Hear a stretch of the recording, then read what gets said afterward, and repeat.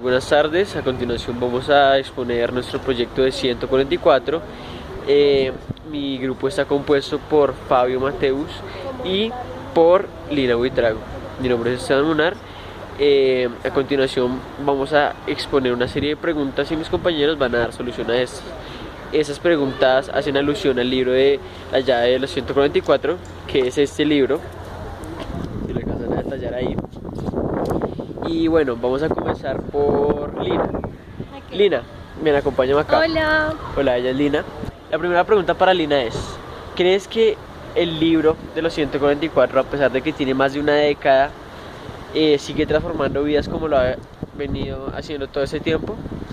Sí, claro que sí, estoy completamente convencida de ello, puesto que, como lo pudimos ver hace muy poco, tuvimos el reto de los 21 días en donde los pastores alcanzaron su equipo de 1728 y sus 12 144. Es un libro que ha trascendido, que hoy en día estamos leyendo, que nos sigue transmitiendo vida, transmitiendo fe y nos reta a alcanzar nuestro 144. Bueno, muchas gracias, Lina. A continuación vamos a escuchar la respuesta de Fabio. Hola, pues yo creo que también es bastante importante este libro porque no solo ha transformado la historia de Colombia, porque desde que Dios le dio la visión al pastor César, Colombia ha sido transformada, han venido cambios a nivel político, a nivel social, han venido cambios en absolutamente todo, pero ya vemos no solo acá en Colombia, sino en las diferentes naciones de la tierra, en Asia, en Brasil, hemos visto en Europa también cómo en las convenciones Dios está usando a los diferentes equipos para hacer cosas diferentes. Bueno, muchas gracias. Estas fueron las respuestas de nuestros compañeros. A continuación vamos a proceder con la segunda pregunta, que es la siguiente: ¿creen ustedes, o más bien, están de acuerdo o prefieren alguno de los capítulos que posee este libro? ¿Qué tema fue el que más les impactó, como habrá en su vida? Y vamos a sacar una serie de conclusiones. Lina. Ok, bueno, uno de los últimos capítulos hablaba de la fe creadora y creo que esto es algo que me impactó mucho porque es como de la palabra de Dios simplemente se crea todo, no hay necesidad de que haya nada antes, no hay necesidad de un presupuesto, no hay necesidad de nada, simplemente por la palabra y la fe que tienes en la palabra se crean estas cosas. Eso me impactó y creo que cada capítulo del libro está lleno de este elemento llamado fe y fue lo que me transmitió el libro. Listo, muchas gracias, Lina. Ahora vamos con Fabio. Bueno, a mí el capítulo que más me gustó fue la ofrenda que agrada a Dios. ¿Y por qué la ofrenda?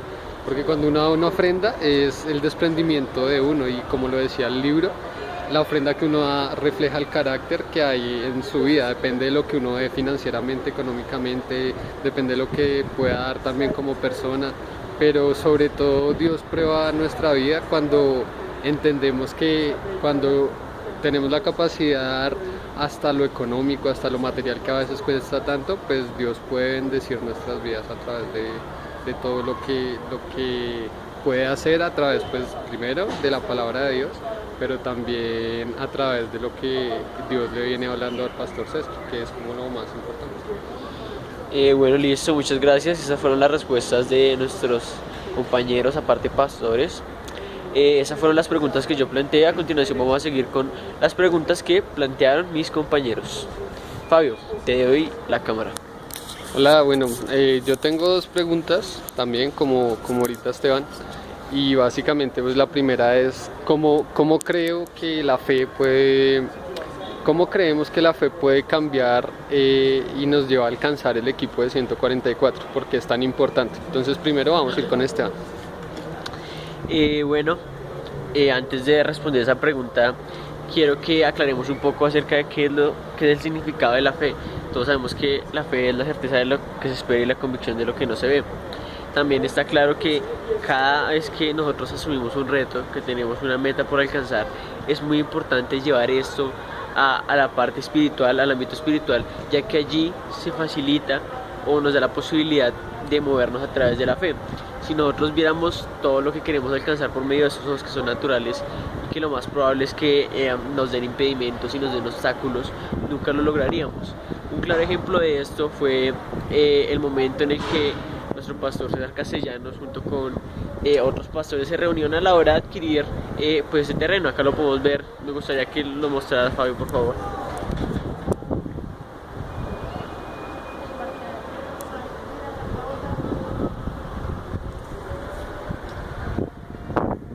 bueno, como pudieron ver, pues el parqueadero de nuestra misión, aparte, acá no alcanzamos a mostrar, pero en la parte de allá está lo que es el Teatro G2 y pues nuestro centro de convenciones.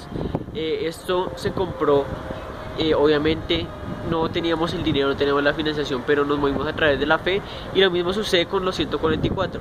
Bueno, nosotros obramos en fe, empezamos a hacer actos de fe, el Señor nos da la llave para poder alcanzar nuestro ministerio.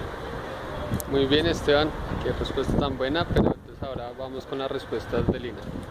Ok, bueno, pues Esteban ya lo dijo todo, no mentiras, pero creo que algo muy importante para la fe que hablaba el libro es la palabra, porque el oír viene por la palabra y por la palabra de Dios. En fin, el hecho es que tú no puedes tener fe en tu corazón si no tienes la palabra, si no tienes una comunión con la palabra. No hay nada que hacer, así que es necesario conocer la palabra de Dios, pero no cualquier palabra, sino la palabra rema. En el libro se hablaba de que el pastor Cho habla de la palabra rema y el logos. No es necesario solo el logos, solo el contenido, solo lo que conoces, sino la palabra específica, ese llamado que Dios te da para hacer un milagro. Y creo que, como bien lo decía Esteban, todo esto fue fruto de una palabra y de la fe del pastor César en esa palabra. Y ahí pues nació la visión, y por eso es muy importante para el equipo de 144 tener una palabra, aferrarse a ella con toda nuestra fe, y el milagro será hecho. Bueno, muy bien, ahora mi segunda pregunta es: ¿por qué es importante en la visión quebrantar el espíritu de Bar Jesús? ¿Qué tiene que ver el espíritu de Bar Jesús con la visión? Entonces seguimos con Estevitan primero. ¿Listo? Ahí va Estevitan.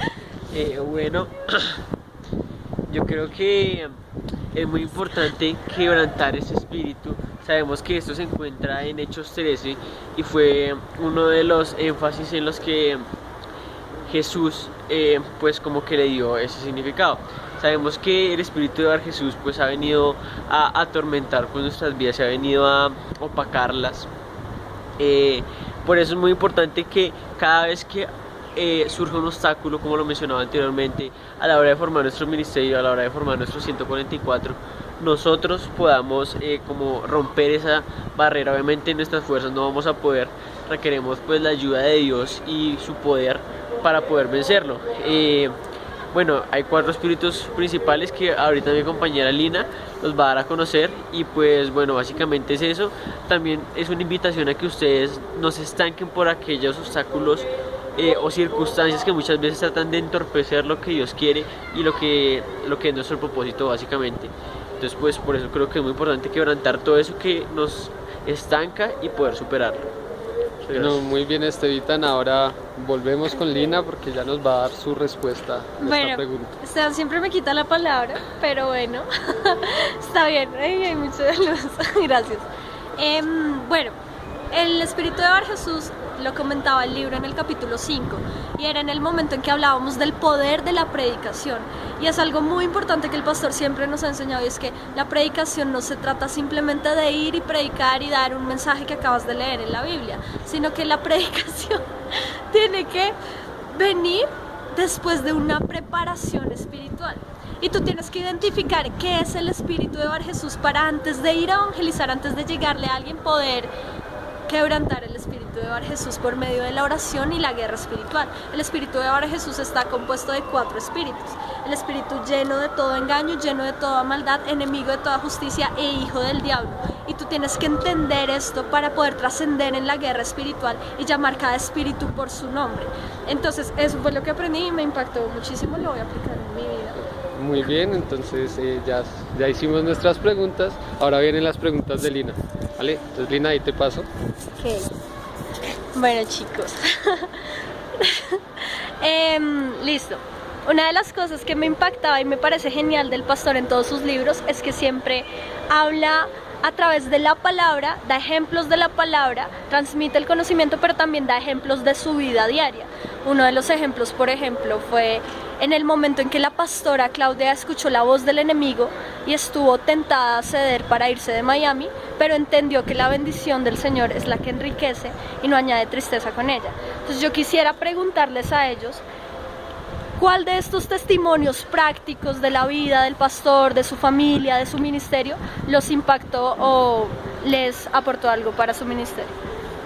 Bueno, a mí uno de los testimonios que más me impacta y lo menciona el pastor en el principio del libro es cómo él llevaba 7 años pastoreando iglesias pequeñas, llevaba 7 años pastoreando y no avanzaba. Él veía que no encontraba respuesta a esos problemas, pues digamos no problemas, pero no veía crecimiento hasta que Dios le regaló la visión, le encomendó, le reveló cómo manejar un equipo de 12, cómo formarlos, cómo empezar a formar líderes y a partir de allí obviamente no vino el crecimiento inmediato, pero sí se empezaron a ver cambios porque fue lo que el Señor Jesús hizo, como lo explica el pastor César, que fue empezar a formar 12 discípulos, que por eso habían 12 tribus de Israel, por eso 12 hijos de Jacob.